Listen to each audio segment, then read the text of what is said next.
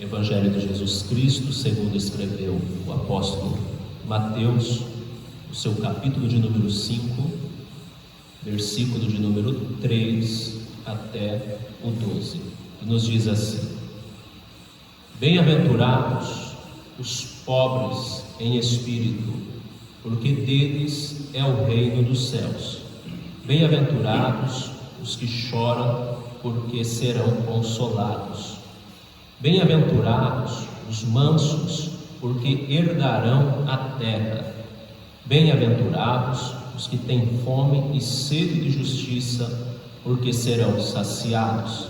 Bem-aventurados os misericordiosos, porque alcançarão misericórdia. Bem-aventurados os limpos de coração, porque verão a Deus. Bem-aventurados os pacificadores, porque serão chamados filhos de Deus.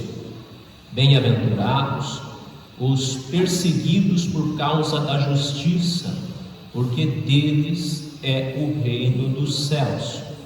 Bem-aventurados são vocês, quando por minha causa os insultarem e perseguirem, e mentindo disserem todo o mal contra vocês.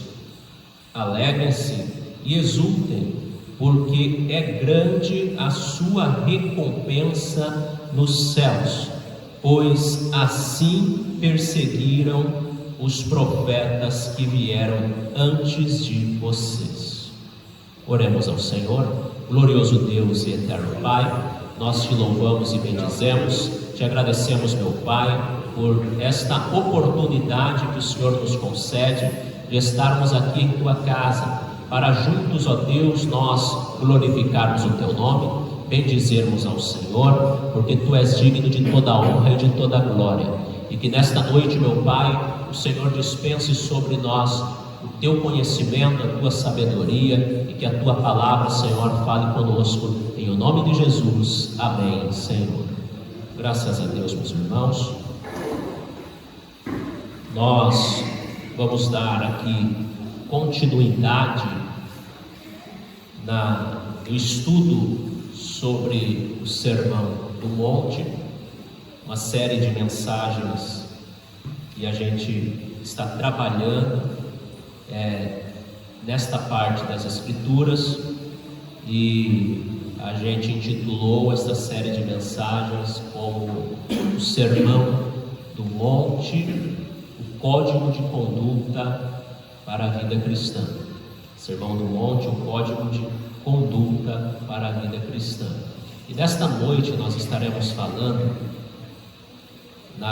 nos versículos que nós temos lido e naquilo que é conhecido como as bem-aventuranças ou beatitudes, um termo aí que já é derivado do latim, e por isso então muitos chamam de beatitudes. E conta-se de um pregador que, após ter ministrado a sua mensagem, ministrado o seu sermão, um ouvinte empolgado chegou até ele e disse assim: o senhor me autoriza imprimir o seu sermão e distribuir cópias para as pessoas? E ele respondeu dizendo: claro que sim, desde que você consiga também imprimir a empolgação do pregador. Isso é algo que ninguém consegue. Porém, nesta noite eu creio que Deus, Ele pode fazer isso, porque Ele pode todas as coisas, que através do seu Espírito Santo a gente sinta que ouçamos essas palavras, venhamos ouvir essas palavras e venhamos conseguir sentir a empolgação, o vigor de Jesus ao ministrar esse sermão aos seus ouvintes naquele tempo, porque eu estou convicto de que o mesmo poder, a mesma unção, a mesma autoridade que todo o assunto que é trazido aqui nas Sagradas Escrituras, no seu tempo em que ele for escrito, no seu tempo em que ele for pregado, da mesma forma nós recebemos, nós temos à nossa disposição a mesma unção, a mesma autoridade, o mesmo conhecimento, e o Senhor dispensou sobre aqueles que foram os primeiros ouvintes ou aqueles que acompanharam de perto os fatos que a Bíblia ela traz, a Bíblia nos traz. Então que nessa noite a gente venha estar com os ouvidos e o coração aberto para aquilo que o Senhor Ele tem para nós. E aqui, queridos irmãos, a gente vê essas bem-aventuranças como são conhecidas pelo início aí de cada frase, o qual, se a gente contar até o verso de número 11, nós vamos ter 9 vezes é dito isso, bem-aventurados. Alguns, eles dizem que as bem-aventuranças não são 9, mas sim 8, porque a bem-aventurança do verso 11, ela é continuidade da bem-aventurança do verso 10, enfim, mas a gente não vai entrar nesses méritos. Existem aqueles também que querem fazer do verso 12 também uma bem-aventurança, para não ser 9, mas ser 10, para assim dizer que, assim como Deus deu 10 mandamentos para o povo de Israel, Jesus, ele também trouxe 10 bem-aventuranças, que seria o decálogo para a igreja, para os seus servos. E também tem aqueles que vão dizer que não, se a gente olhar bem e analisar bem, vão ser apenas 7, apesar de contarmos 9, mas tem 2 aí que estão interligadas, então seria 7. Esses sem dúvida forçam para dizer que 7 é o número da perfeição, então 7 é o número correto das bem-aventuranças. Mas eu não quero aqui entrar em nenhum desses méritos, não é o nosso propósito. Mas quando a gente conta aqui, quando a gente lê, porque mais do que contar a gente tem que ler e compreender, a gente vê que são 9. E este é o início do sermão de Jesus. Aqui ele inicia a sua pregação, e algo que eu quero frisar aqui é que é bem provável que por diversas vezes Jesus ele repetiu isso aqui para os seus seguidores. É bem provável. Haja vista, Jesus ele teve aí 3 anos de ministério, e o apóstolo João ele escreve e ele fala que se fosse para escrever tudo que Jesus fez, todos os feitos dele, nem todos os livros da terra caberiam. É claro que ele usa uma figura de linguagem, ele usa uma hipérbole, porém a gente sabe que Jesus ele fez muita coisa nos seus 3 anos de ministério terreno, coisas essas que não foram registradas aqui. Fora registrado apenas aquilo que o Senhor entendeu ser o necessário para a nossa edificação.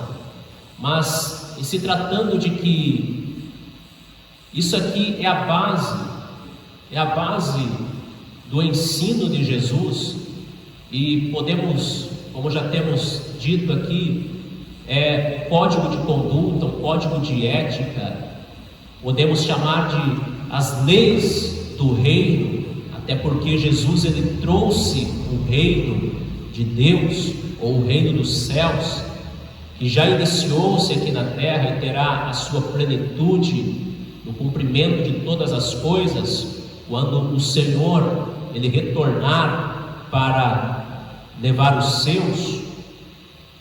O reino ele já iniciou-se aqui, e estas aqui são as leis, essas palavras são as bases para vivermos uma vida digna de servos de Deus, porque pertencemos a um reino.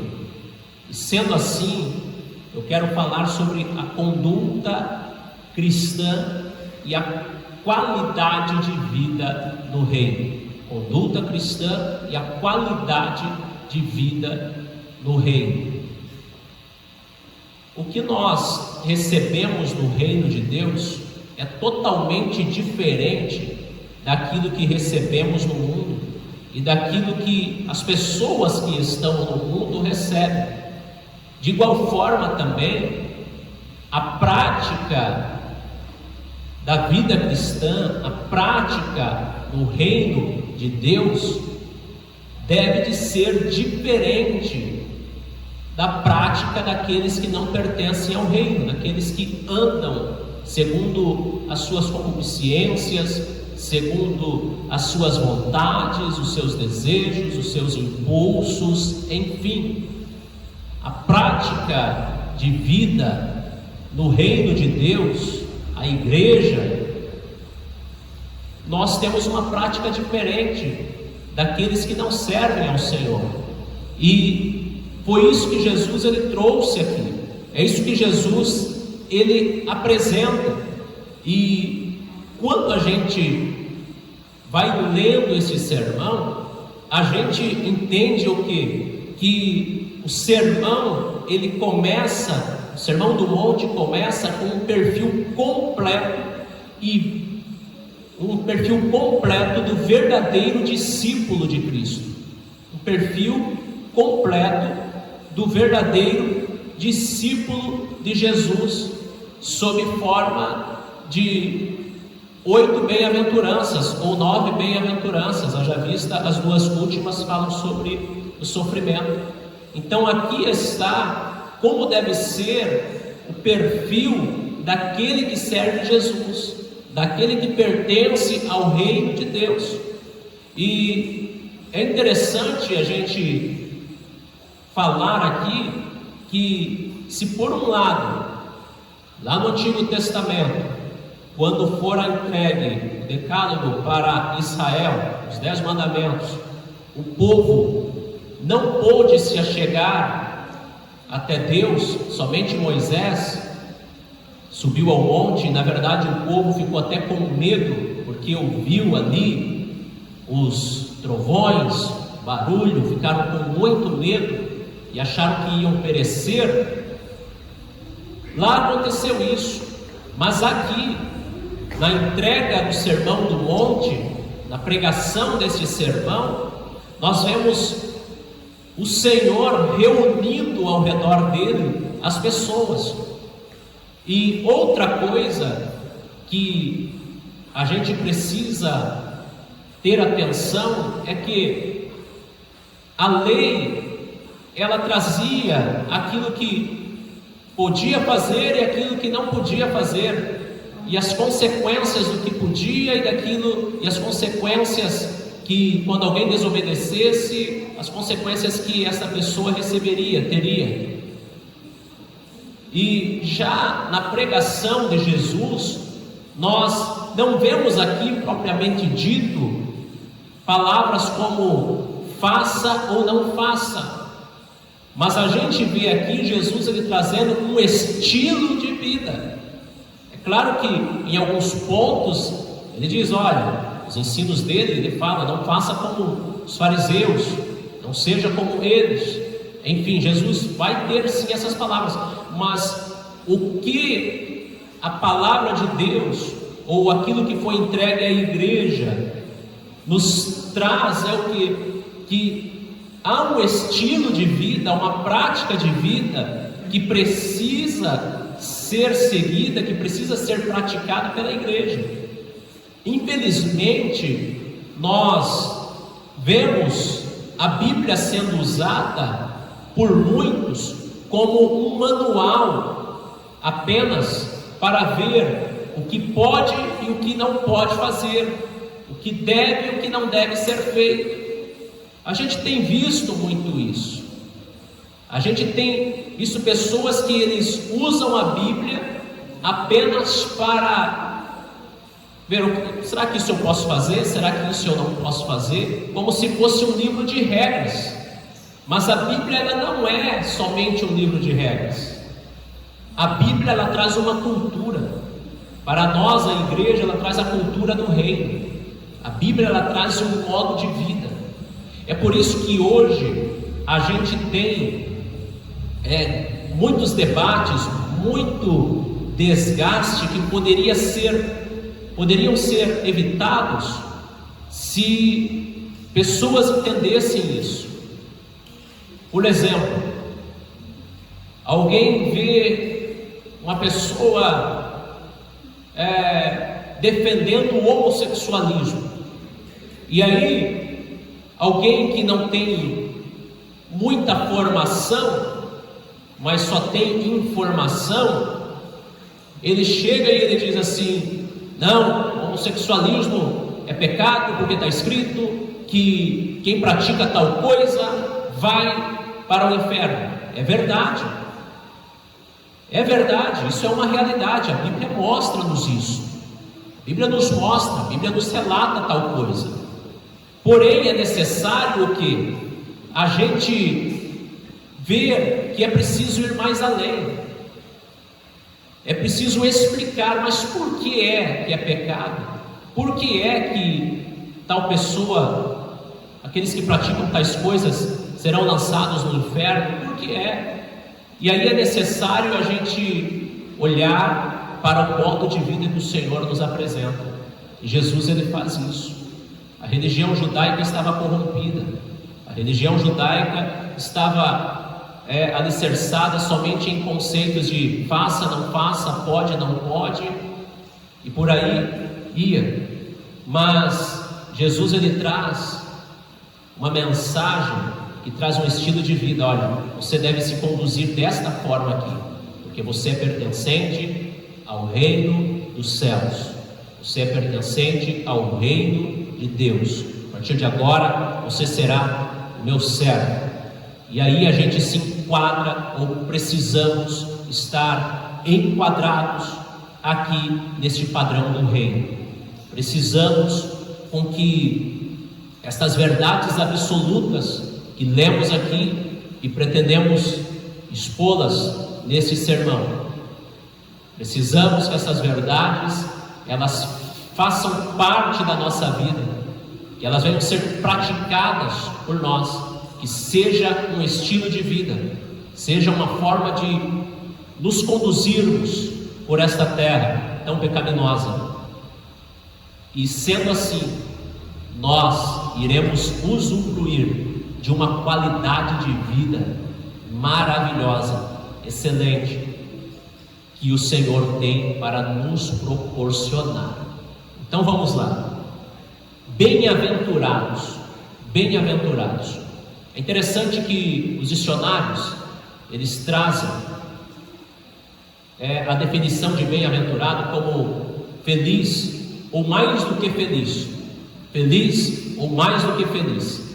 A Bíblia King James, ela traz abençoado, em vez de bem-aventurado, feliz ou mais do que feliz, ela traz abençoado. A King James 1611. Então ela vai trazer esse termo. Interessante que a palavra feliz, o termo feliz ou mais do que feliz, eles não conseguem traduzir com eficiência e com profundidade o que o termo bem-aventurado significa.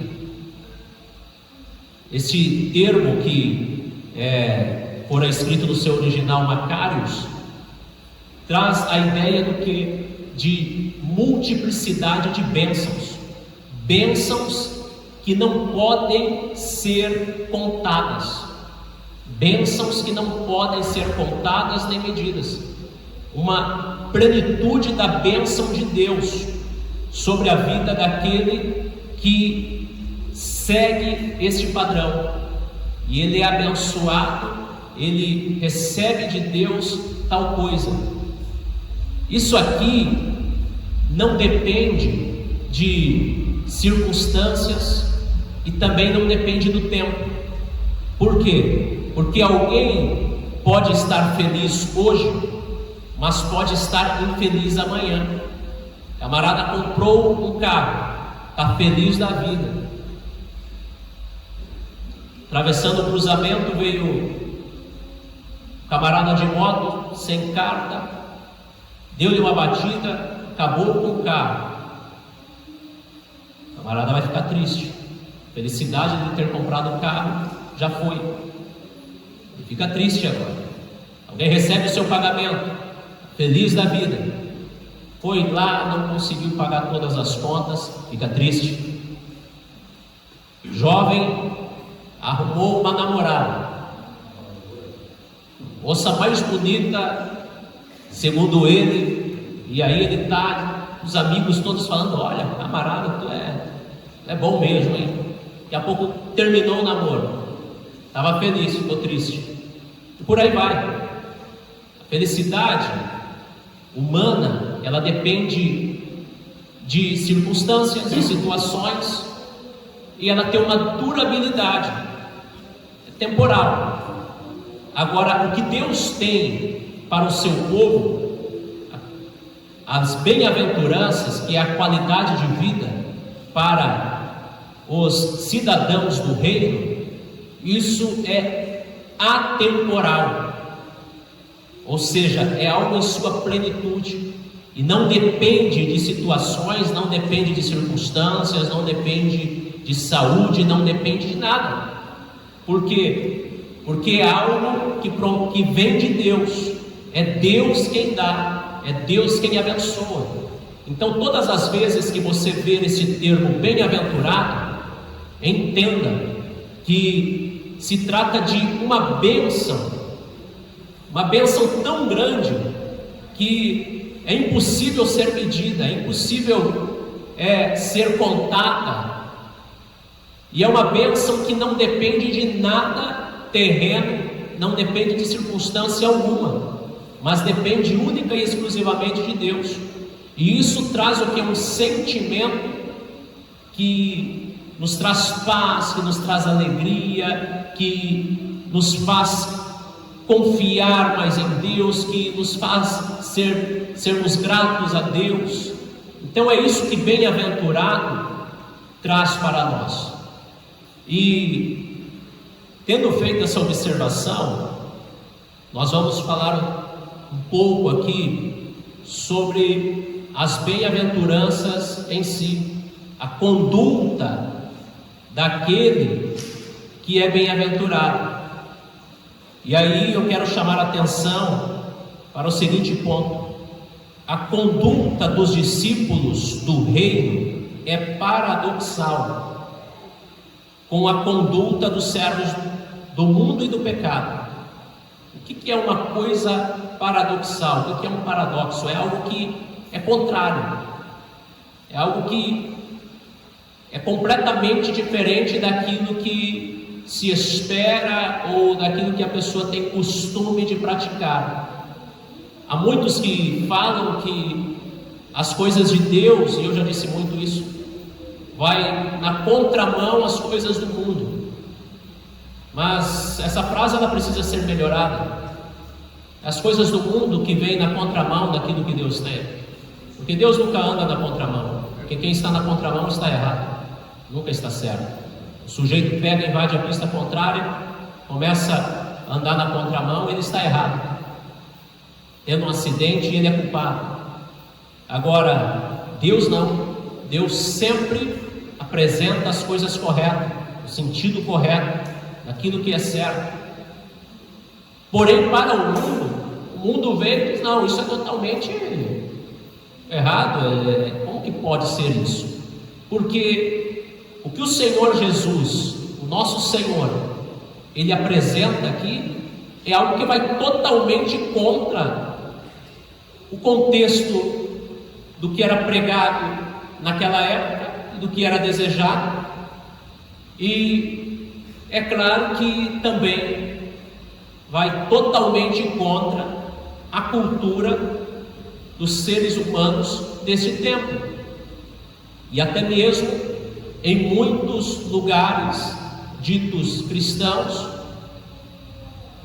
até mesmo nas pregações de muitos pastores e pregadores que já aderiram aí uma teologia totalmente triunfalista, antropocêntrica, e até mesmo denominações inteiras que a sua base doutrinária é preparar os seus membros, os seus fiéis para viverem aqui na terra. Isso vai contra. Eles olham e dizem: não, não é possível uma coisa dessa, porque Jesus aqui ele fala de pobreza. Bem-aventurado pobre de espírito. Ele fala que quem chora é bem-aventurado, o manso é bem-aventurado, pacificador, aquele que tem fome e sede de justiça. E a cultura daquela época não era essa, e a cultura de hoje também não é essa, mas a cultura do reino é esta, e não tem para onde fugir. Então vamos dar aqui uma olhada nestes versículos que a gente deu, e vamos expor aqui alguns pontos. Não vamos nos pretender aqui falar sobre cada bem-aventurança nos seus pormenores, porque senão ficaríamos aqui, seriam aí 8 mensagens ou 9 só tratando das bem-aventuranças, e ainda faltaria tempo. Mas Jesus, ele fala sobre os pobres de espírito. Bem-aventurados os pobres de espírito, porque deles é o reino dos céus. Então vejamos aqui: bem-aventurados os pobres de espírito. E isso aqui gera muito debate, muita conversa. Há alguns até que falam que Jesus está tratando aqui da pobreza material. Claro que o Senhor, ele fala sobre a pobreza material, mas tem muita gente que é pobre financeiramente, materialmente falando, mas ele se acha um rico, ele se acha uma pessoa que não necessita de ninguém, uma pessoa autossuficiente. A gente já conversou sobre isso aqui em outras mensagens. Mas o que Jesus está falando aqui é sobre a humildade, o quebrantamento, a dependência de Deus. Porque o pobre de espírito é aquele que reconhece que ele é totalmente dependente de Deus, é totalmente dependente do Senhor. Um grande exemplo de um homem pobre de espírito que me vem na mente aqui é Paulo. Paulo, com tudo que ele tinha, com toda a sabedoria, Paulo, com todo o conhecimento, com todas as maravilhas que o Senhor já havia revelado a ele, com tudo que ele havia escrito, mas Paulo era um homem que ele reconhecia que ele era totalmente dependente de Deus, e ele era humilde. Ele escreve a sua carta aos Romanos e ele inicia a carta da seguinte forma: Paulo, servo de Cristo Jesus. Ele não inicia a sua carta dizendo Paulo, apóstolo. Para os Gálatas ele inicia assim, porque aquela igreja precisava de uma palavra dura, estava duvidando da autoridade apostólica dele. Mas a gente vê Paulo se apresentando como servo de Jesus. Olha a humildade deste homem. Diferentemente de alguns que tem por aí, como esses dias eu ouvia um desses camaradas de renome dizendo assim: olha, se eu chegar numa fila e tiver Abraão falando com Jeová, Jeová diz: sai daí que eu quero falar com o meu filho, ele fala o nome do pregador, não vou falar aqui, porque isso aí depois vai para a internet, né? Olha, se tiver uma outra pessoa lá falando, não, sai daí que o meu filho fulano de tal chegou. Isso é uma prepotência muito grande. Isso é uma... Ele diz, aí ele vai usar o argumento, porque Deus nunca chamou Abraão de filho, porque Deus nunca chamou Moisés de filho, mas sobre mim ele diz, tu é meu filho, que você recebeu Jesus. Isso é uma exegese muito grande, muito descarada. Exegese é o contrário de exegese. Exegese, você cava o texto e tira do texto. Exegese, você pega coisas fora e joga dentro do texto. E prepotência. Mas a gente vê Paulo se apresentando como servo. A gente vê Paulo se apresentando como aquele que era totalmente independente do Senhor. E essa deve ser a nossa atitude. É desta forma que os cidadãos do reino precisam se conduzir. Porque olha a qualidade de vida que isso nos traz. O pobre de espírito, dele é o reino dos céus. É isso que está escrito. Então, o que vai me credenciar? O que vai me credenciar para ser proprietário, para receber o reino dos céus? É a minha conduta. Não que isso seja meritório, mas lembra do que eu disse sobre o estilo de vida? O cidadão do reino, ele vai se comportar dessa forma. Porque se ele não se comportar dessa forma, ele vai padecer.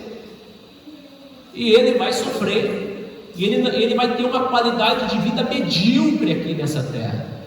Uma vida espiritual medíocre. Ele pode até se satisfazer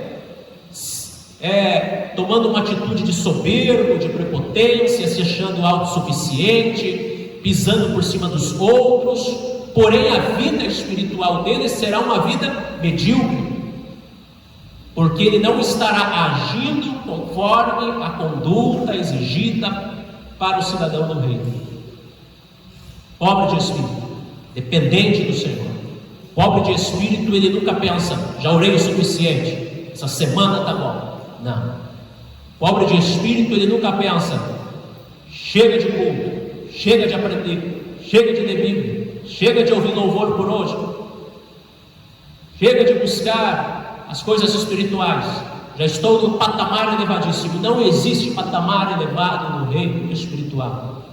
Alguém pode ter um patamar elevado na terra, alguém pode ter um patamar elevado dentro de uma empresa, alguém pode ter até um patamar elevado dentro de uma igreja, ministerialmente falando, aos olhos do homem. Mas a partir do momento que a pessoa se sentir que ele tem um patamar elevado, aí, querido, ele não tem. E aquele que não tem e acha que tem, até o que ele tem lhe será tirado. Porque isso é uma realidade. Mas prossigamos aqui. Jesus fala sobre os que choram. Quem é que gosta de chorar? Ninguém gosta de chorar. Só as carpideiras gostavam de chorar, né? As carpideiras eram as mulheres que eram pagas para irem nos velórios, porque se não houvesse choro em um funeral de um judeu, aquela pessoa seria desonrada, né? A memória daquela pessoa que morreu seria então ali manchada, desonrada. Então era necessário que as carpideiras fossem contratadas, profissionais do choro, para chorar bem alto, que de longe ouviam-se ali o seu choro, e então eram pagas pelo seu serviço. Mas ninguém gosta de chorar, porque choro indica tristeza. Quem está chorando está sofrendo. Mas o que Jesus está mostrando aqui é o quê? Que os cidadãos do reino, eles vão sofrer, eles vão chorar. E a perda, seja que perda for, perda espiritual, emocional ou financeira, resultante do pecado, deve levar ao luto e um desejo de Deus para o perdão. Porque quem chora, ele vai se quebrantar. Dificilmente alguém vai quebrantar-se sorrindo, né? A pessoa está se alegrando. É por isso que o sábio escreve, o sábio Salomão, e ele, escrevendo em Eclesiastes, ele fala, Provérbios, ele trata sobre esses assuntos, e é dito que melhor é ir numa casa em que há luto do que em uma festa, porque em uma festa há alegria. Não está dizendo que é para a gente desejar ir em um funeral, em uma casa enlutada, não é isso. Não é para ter aquele prazer, opa, um velório, vou lá. Não, não é isso. Mas o que ele está dizendo é o quê? Que dificilmente alguém vai se quebrantar, alguém vai tirar uma lição em uma festa. Mas lugar onde há luto, em um funeral, se tira muita lição. Uma das lições é aquela que a gente olha e diz: hoje foi ele, hoje foi ela, mas pode ser eu. Como é que eu estou? Como está dentro? Essas questões. Mas quando a gente chora, é o momento da gente se quebrantar. A gente vai analisar o porquê que eu estou chorando, o que foi que eu perdi. E a gente sabe que o único que pode consolar-nos do choro é o Senhor. Então a gente vai chegar-se mais a Ele, vai desejar mais dele. Repare que até aqui, tanto a pobreza espiritual quanto o choro é algo que nos faz ser dependente de Deus, buscar mais e mais a presença do Senhor. E aí continua dizendo, a próxima bem-aventurança vai falar sobre os mansos. Primeira bem-aventurança, os pobres de espírito. Recompensa, ou o que acontece, a qualidade de vida deles é o reino dos céus. Segunda bem-aventurança, bem-aventurados os que choram. Qualidade de vida, eles serão consolados. O Senhor é aquele que consola. Agora a gente vê aqui sobre os mansos. Bem-aventurados os mansos. Quem são os mansos? São aqueles que não se afirmam sobre os outros a fim de promover suas próprias agendas em sua própria força, mas que mesmo assim herdarão a terra, porque eles confiam em Deus para direcionar o resultado de eventos. Pessoa que age com mansidão, e aqui o sentido é bem amplo, porque a gente precisa ver que a recompensa é que os mansos herdarão a terra. Uma pessoa que não é mansa, geralmente ele age com volúpia, ele age com aspereza, ele quer porque quer, não sabe conduzir as situações, porque ele pensa que por sua própria natureza ele conseguirá nas coisas que ele quer. Porém, o que nos é mostrado aqui é que os cidadãos do reino devem se conduzir mansamente, deve ser manso. Ele não vai se fiar em outro, ele não vai acreditar em si próprio, ele não vai batalhar e entender assim: olha, eu vou para os céus, eu vou herdar a terra, porque eu estou pelejando por isso, porque eu tenho jejuado muito, eu tenho orado muito, eu tenho feito muitas renúncias, então eu sou merecedor, por isso eu vou conseguir. Não, mas o manso ele entende, ele precisa ser manso, ele precisa tratar bem os outros, ele precisa olhar para o reino de Deus com carinho e viver o reino, porque ele entende que as provisões, as bênçãos, elas vêm de Deus. E ele tem a garantia, quem é manso tem a garantia de que vai herdar a terra. E que terra é esta? Olha que interessante. Israel tinha uma terra e herdou uma terra. Uma terra terrena, desculpe-me a redundância, era uma terra terrena. Agora nós temos a promessa de uma terra celestial. É isso que nós temos. Então, olha só, se eu sei que o Senhor tem isso para mim, e eu sou discípulo dele, então eu tenho que me conduzir mansamente. Não há espaço para mim me achar, não há espaço para mim tratar os outros com aspereza, não há espaço para mim ficar soberbo, agir com orgulho de mim mesmo, não. Mas aquele que quiser gloriar-se, que faça isso gloriando-se em Cristo, como o apóstolo Paulo nos ensinou. E aí ele trata de uma outra bem-aventurança. Bem-aventurados os que têm fome e sede de justiça. Fome e sede de justiça.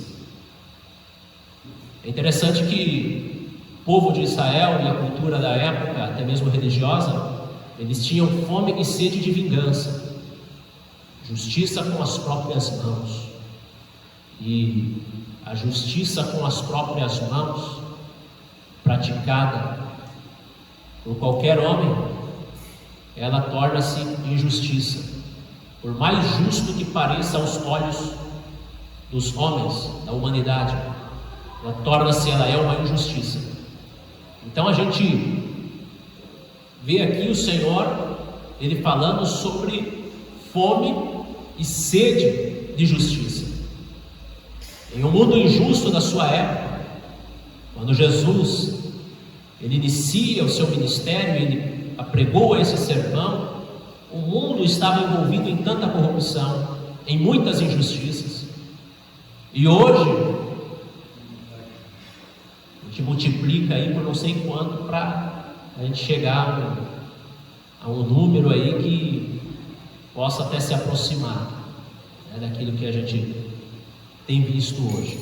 Mas a palavra nos ensina: é preciso ter fome e sede de justiça. O que é que aquele que tem fome e sede de justiça, o que é que ele pratica? Ele reconhece que Deus é a fonte suprema de justiça real, de modo que por muito tempo, para o seu caráter justo a ser evidente na vida das pessoas na terra. Ou seja, aquele que tem fome e sede de justiça, ele reconhece que a justiça ela provém de Deus.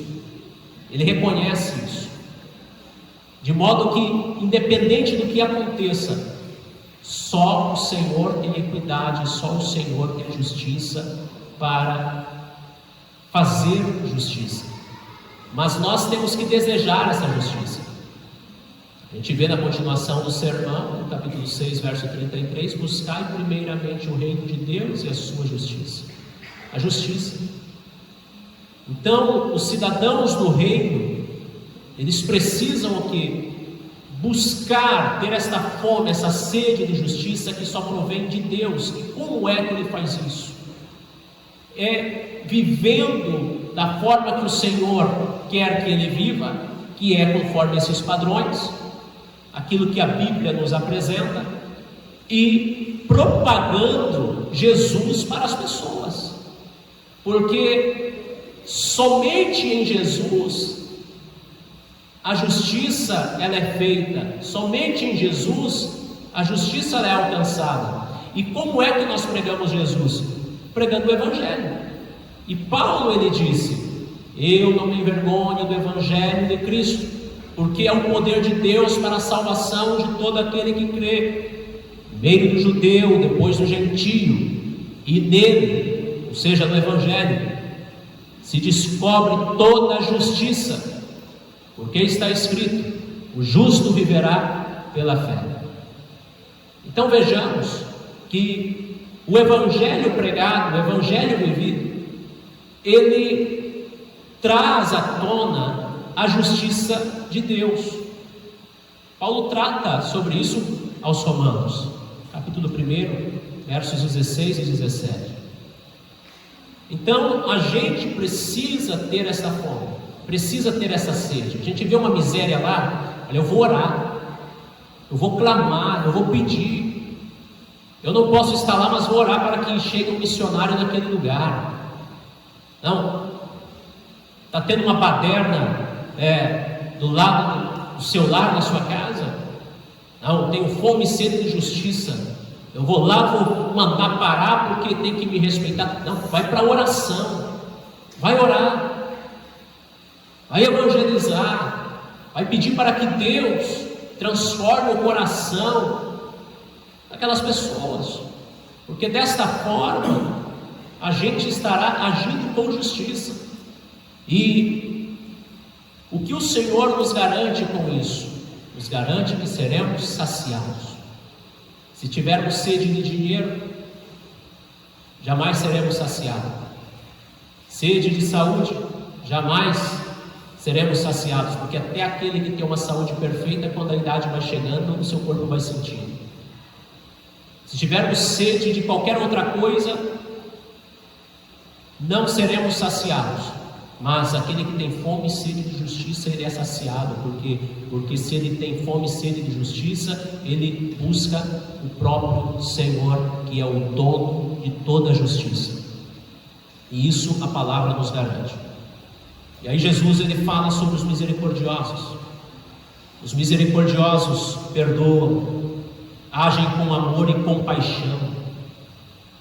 Bem-aventurados os misericordiosos. Por quê? Porque eles alcançarão misericórdia. Olha só, é misericordioso, alcança misericórdia. Que perdoa, alcançou o perdão. Você ama, você recebe amor. Isso é muito interessante. Isso é algo que... E é interessante, irmãos, que se a gente parar para olhar, se a gente parar aqui para meditar nisso, a gente já tem alcançado misericórdia para a nossa vida. O Senhor já tem nos perdoado, mas a gente carece de misericórdia todos os dias. Por isso que ninguém pode se fechar dentro de um casulo e pensar assim: olha, eu já alcancei misericórdia, eu já fui perdoado e agora eu vou viver a minha vida da forma que eu quero. Não. Porque a misericórdia do Senhor, elas são as causas de não sermos consumidos. E mais do que, elas são novas a cada manhã. Então, se tem uma coisa que a gente precisa é de misericórdia. E para ter misericórdia, vamos exercer a misericórdia. Nós só podemos oferecer aquilo que nós temos, aquilo que nós recebemos. Então eu não posso oferecer raiva, falta de perdão, porque não foi isso que eu recebi de Deus, e nem é isso que eu quero dele. Porque constantemente a gente precisa chegar e dizer: Senhor, me perdoa, tem misericórdia da minha vida. Então haja com misericórdia, seja misericordioso. Em um mundo tão cruel, em um mundo terrível, quando Jesus pregou, nós vemos um enredo depois, as coisas que se sucederam. Muitos daqueles que ouviram Jesus eram religiosos e eles não tinham misericórdia nenhuma, porque uma pessoa enferma não poderia receber um milagre no dia de sábado. Cadê a misericórdia? Uma mulher adúltera tinha que ser apedrejada, não tinha misericórdia para ela. Mas Jesus, ele mostra: olha, quem de vocês aí, tendo um animal e ele cair no meio do campo, vocês não vão lá socorrer? Vocês não vão fazer isso? E por que eu não posso fazer isso por um ser humano?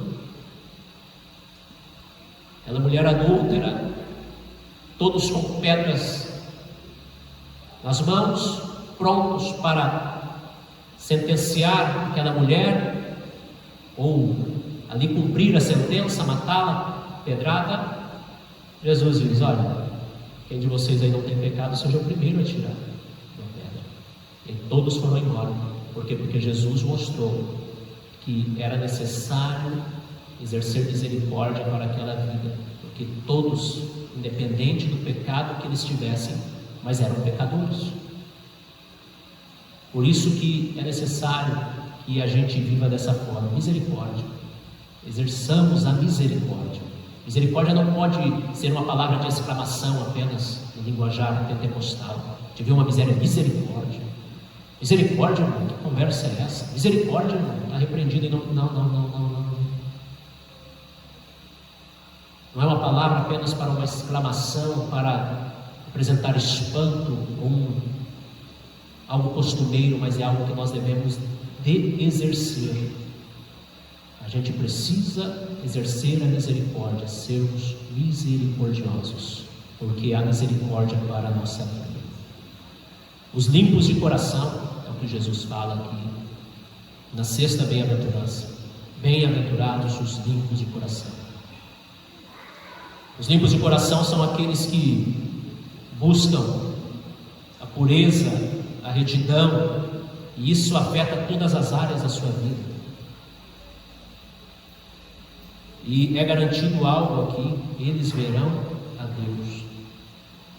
Isso aqui vai completamente contra os ensinos dos fariseus.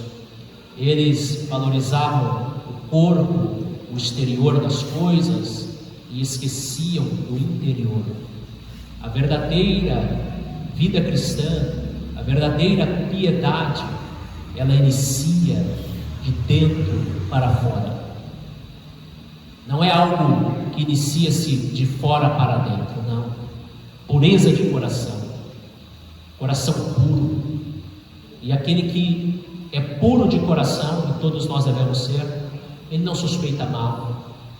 Ele não é aquela pessoa libidinosa que olha, o seu olhar está expressando algo, mas na verdade o seu coração está maquinando mal.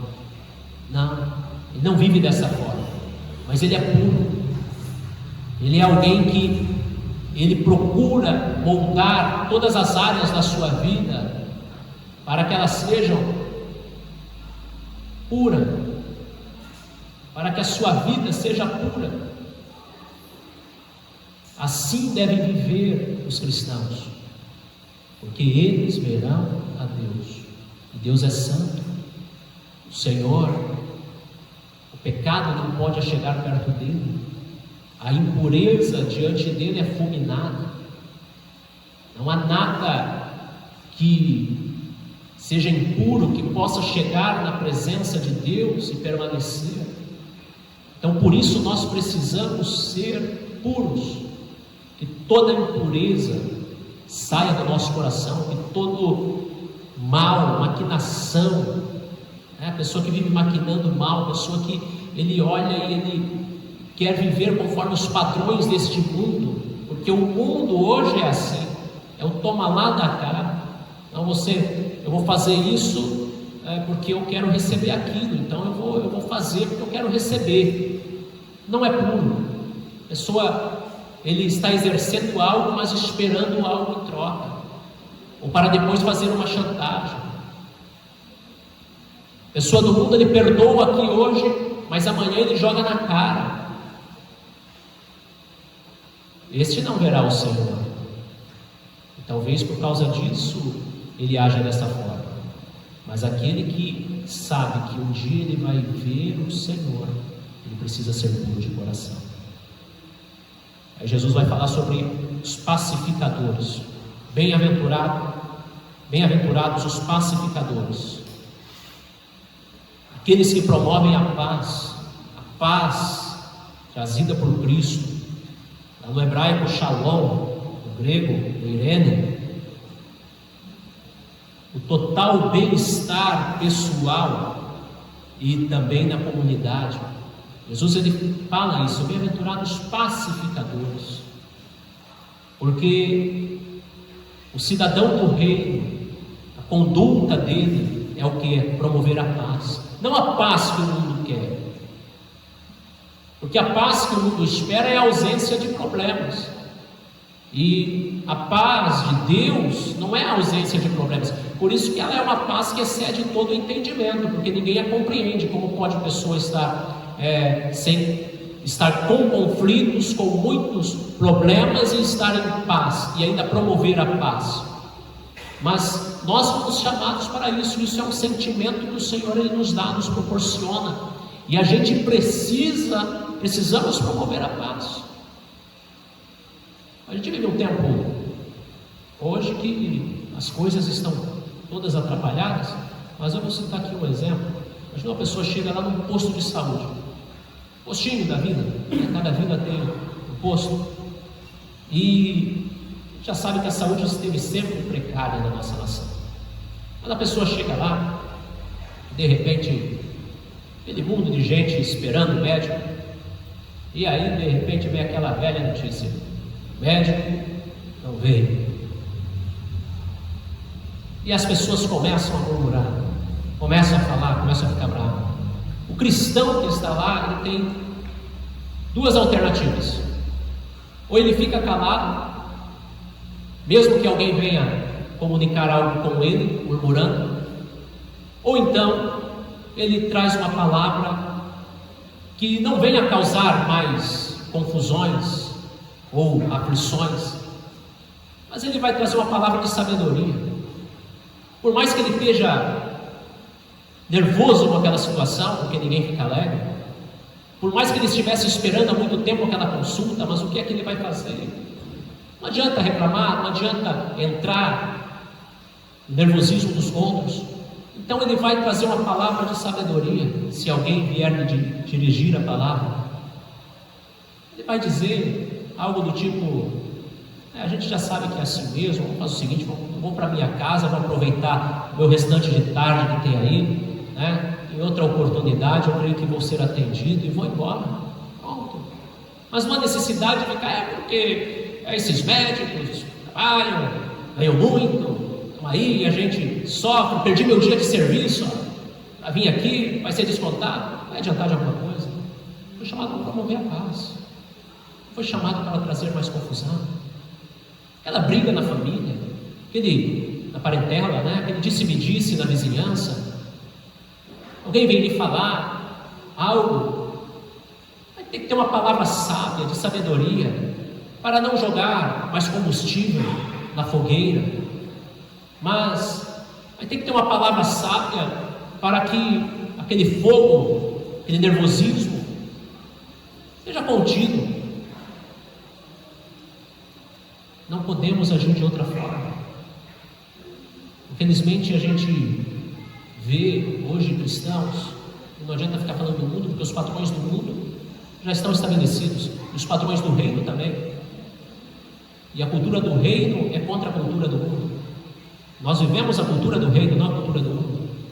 A gente vê pessoas promovendo dissensões, com falas, com posicionamentos. Não, porque eu tenho que me posicionar. Espera aí, mas vai resolver o problema? Vai solucionar? Vai resolver? Não vai. Então é melhor parar.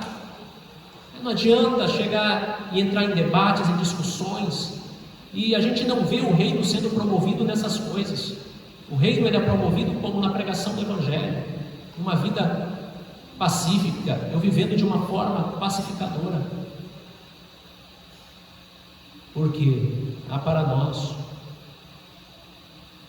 aqui algo tremendo quanto a isso. Aqueles que promovem a paz, os pacificadores, serão chamados filhos de Deus. Aleluia.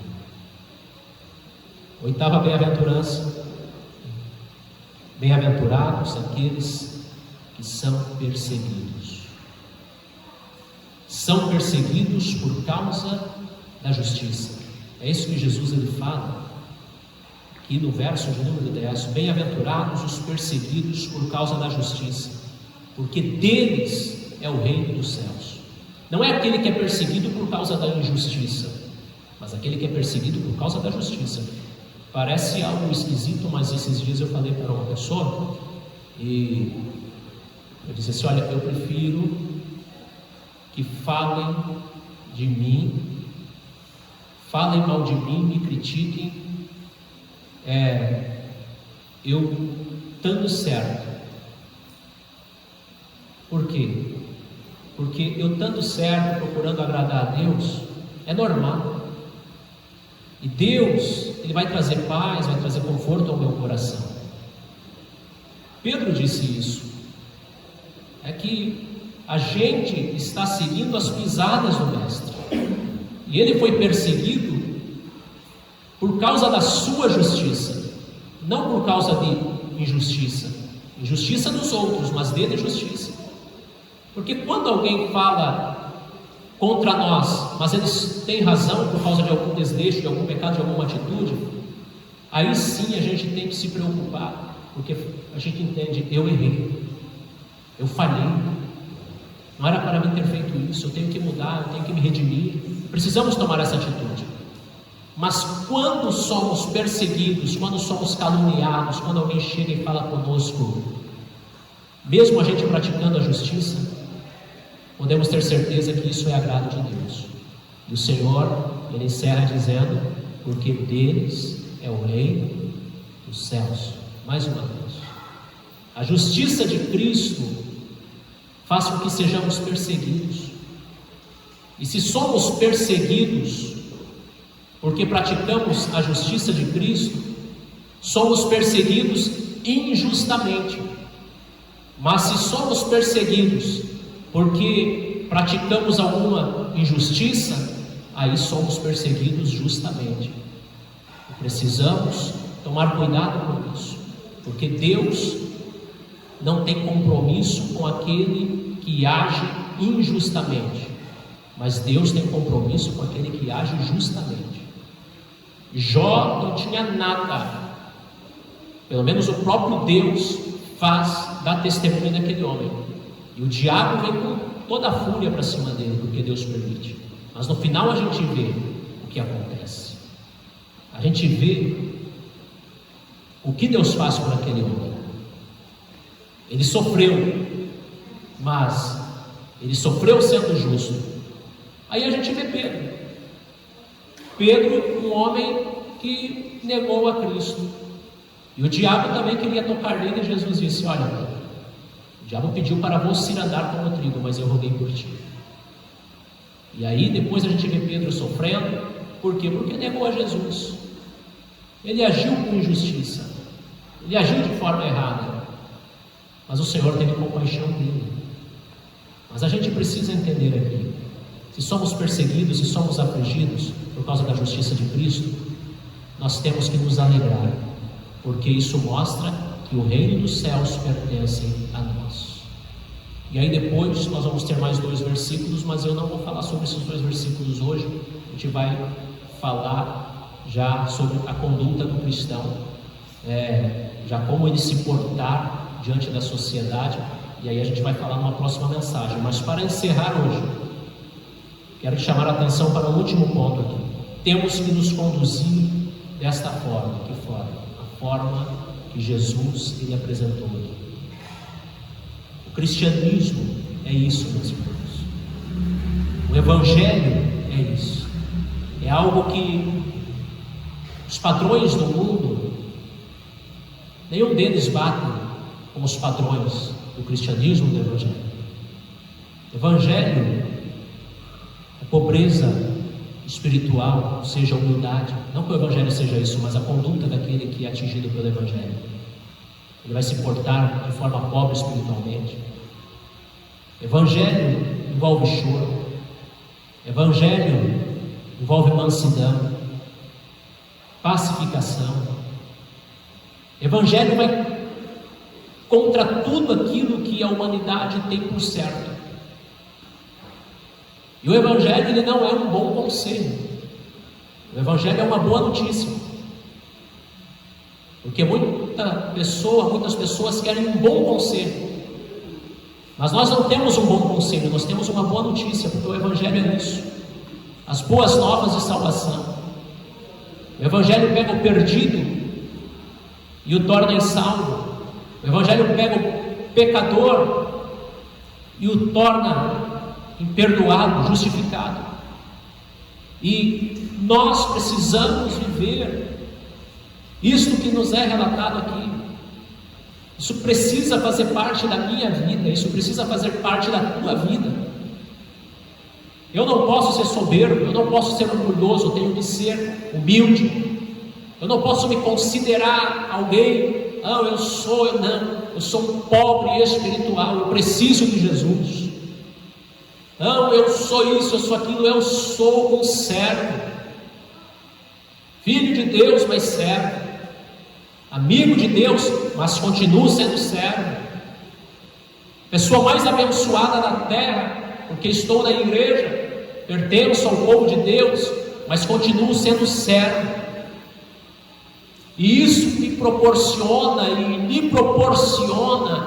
um bem-estar, uma vida com qualidade que nada aí fora, o dinheiro não pode proporcionar, riquezas não proporcionam, os estudos não podem proporcionar, não, porque tudo isso passa, mas a bênção de Deus, a bem-aventurança de Deus sobre a nossa vida, isso é algo que nos enche por completo, todas as áreas da nossa vida.